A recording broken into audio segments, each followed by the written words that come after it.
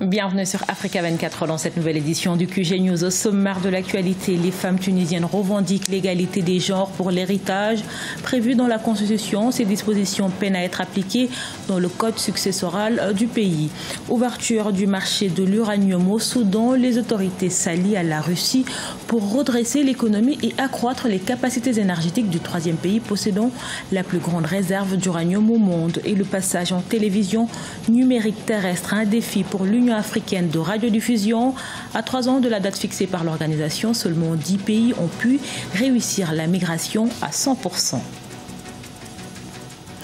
L'égalité dans l'héritage, un droit et non une faveur, telle était la revendication des femmes tunisiennes lors d'une marche organisée ce 10 mars à Tunis, la capitale, prévue dans la constitution post-printemps arabe. Ces dispositions peinent à être appliquées dans le code successoral du pays, souvent considéré comme un modèle d'avancement dans le droit des femmes. Ashley Duprat. C'est l'un des derniers bastions du patriarcat contre lequel les femmes tunisiennes ont foulé le pavé le samedi 10 mars. Organisée par plusieurs associations de défense des droits des femmes, cette marche dénonçait le manque d'égalité homme-femme sur la question de l'héritage, une question sur laquelle le droit tunisien avait déjà statué. Nous avons une constitution qui déclare que l'État est civil, mais tout le monde sait que notre peuple est musulman. Et nous ne voulons pas aller dans les réformes qui choqueraient le peuple tunisien. Mais il faut que nous disions que nous allons vers l'égalité entre hommes et femmes dans tous les domaines. Une égalité qui peine à être appliquée dans le code successoral du pays, malgré la constitution post-printemps arabe qui pourtant prévoit l'égalité des genres face à l'héritage. Bien qu'une première proposition de loi ait été étudiée en 2016, les hommes héritent actuellement de manière systématique du double que les femmes. Si toutefois la révision du code successoral venait à être appliquée, elle pourrait présenter de nombreux avantages. D'abord, il pourrait contribuer à l'économie des femmes elles-mêmes parce que nous avons, par exemple, dans le sud du pays, dans les régions les plus pauvres, les femmes ne méritent pas du tout. Pour l'économie générale du pays, vous savez, les femmes, elles supportent l'économie du pays. Dans l'agriculture, par exemple, 90% des ouvriers sont des femmes et en même temps, elles n'héritent pas de la terre. Seulement 12% de femmes ont des terres. Vous voyez, elles travaillent la terre mais sans l'hériter du tout. La Tunisie s'avance néanmoins vers la fin du débat, créé par le gouvernement afin de réformer les lois, directives et autres textes entravant les libertés des femmes. La Commission pour les libertés individuelles doit statuer sur la question d'ici juin 2018. Le Soudan a annoncé l'ouverture du secteur de l'uranium à l'investissement, une ouverture marquée par la signature d'un accord sur le nucléaire civil avec la Russie. Le pays possède déjà la 3e plus grande réserve d'uranium au monde et compte sur cette richesse minière pour redresser son économie et accroître ses capacités énergétiques. Nathalie Mo. Le ministre soudanais des Ressources en eau et de l'électricité, Mouattaz Moussa, a annoncé le 10 mars la construction prochaine d'un réacteur nucléaire en partenariat avec la Russie. Cette nouvelle s'inscrit en droite ligne avec l'ambition de transformation de l'uranium nourri par le Soudan. En effet, le pays est en quête de financement pour faciliter l'exploitation de ce minerai. D'une valeur de 34,25 $ la livre sur le marché international, l'uranium pourrait permettre au pays de couvrir sa dette extérieure. Que les ressources tirées de l'exploitation minière doivent servir, et dans un premier temps, à résorber les désordres qui ont été créés ou les déséquilibres qui ont été créés sur le plan social et au moins environnemental. Maintenant, il faut reconnaître que les ressources, le supplément de ressources ou les ressources des autres ressources engrangées peuvent également servir au financement de la dette. Mais le financement de la dette peut ne pas être une poche de dépense prioritaire. Le Soudan compte également sur l'exploitation de l'uranium pour produire de l'électricité et ainsi accélérer le développement des industries stratégiques. Toutefois, le pays ne dispose pas de technologies nécessaires à l'accroissement de ce secteur. Depuis 2015, le gouvernement soudanais a confié l'exploration et l'extraction de son uranium à la Russie. C'est seulement dans les accords de négociation, il serait judicieux de mettre des clauses qui protègent l'exploitation future de cet uranium et qui protègent l'économie soudanaise. Le Soudan envisage la construction de sa première centrale nucléaire dans 8 ans sous la supervision de l'Agence internationale de l'énergie atomique. Il a également adopté une législation ferme sur la commercialisation de ses ressources minières à l'international. Les agences de santé du Togo en grève sans service minimum depuis mardi 13 mars pour cause le silence des autorités face à leur plateforme revendicative qui date de plusieurs années, une décision qui pèse sur la santé des populations. Reportage de notre correspondante MFA Kofi. Difficile de se faire soigner dans les hôpitaux publics du Togo.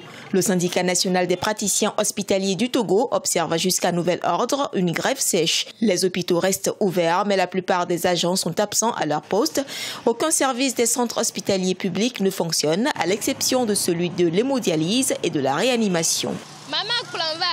Je suis venue à l'hôpital avec ma maman, mais nous n'avons pas obtenu gain de cause. Aucun agent n'était à son poste, nous n'avons vu aucun médecin. Je suis repartie telle que je suis venue. Moi, je suis venue à l'hôpital depuis 6 heures du matin. Ils ont refusé de nous ausculter. Mais je souffre sérieusement. Président Faure, s'il te plaît, fais quelque chose. Les femmes enceintes sont là-bas, les mères et leurs nouveau-nés aussi. Oh, Président Faure, je t'en prie, fais quelque chose. Par cette grève qualifiée de sèche, le syndicat national des praticiens hospitaliers du Togo dit passer à la vitesse supérieure suite au silence du gouvernement face à leurs revendications qui, pour la plupart, relèvent des meilleures conditions de travail. Tout dépendra du gouvernement. Si le gouvernement aujourd'hui nous appelle à négocier sur la plateforme de revendication que nous avons déposée, nous sommes disposés à étudier cet appel-là et à prendre les dispositions idoines en conséquence. Mais l'attitude du gouvernement qui est celle de ne pas répondre, de ne pas réagir, qui s'apparente à du mépris, est totalement rédhibitoire. C'est pour cela que nous avions décidé vraiment la mort dans l'âme d'opter pour cette grève sèche qui initialement n'était pas notre souhait.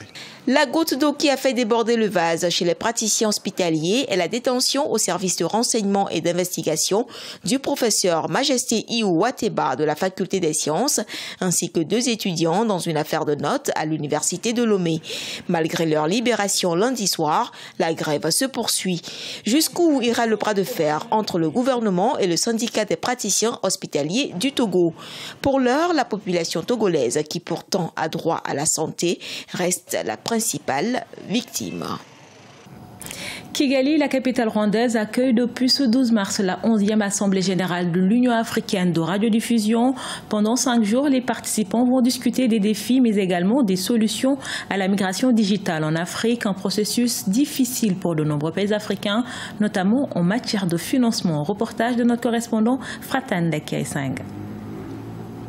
La migration numérique est actuellement un sujet de discussion dans le monde médiatique africain et l'un des plus grands bouleversements de radiodiffusion en Afrique, selon des experts. À seulement 3 ans de la date butoir fixée par l'Union internationale des télécommunications, les acteurs dans ce secteur font les dernières consultations pour atteindre cet objectif malgré les défis.